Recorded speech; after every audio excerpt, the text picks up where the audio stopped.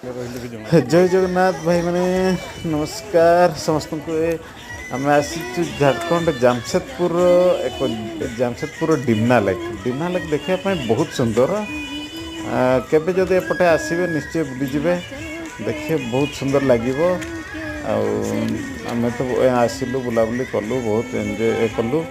आठी विशेष कौन होना ये हूँ पूरा पिकनिक जगह रोषेबास करके समस्ते आराम से ये रोषेबास करके एंजय कर बहुत सब आड़े प्राय लोक आसिक रोषेबास कर एंजय करके जाऊँगी आम तो आसीलु ये बहुत एंजय कलु बहुत खुशी लगिला ट्राए करेंगे केवे जदि आसबे निहाती बुलिकी जी बहुत सुंदर लगे ओके जय जगन्नाथ थैंक यू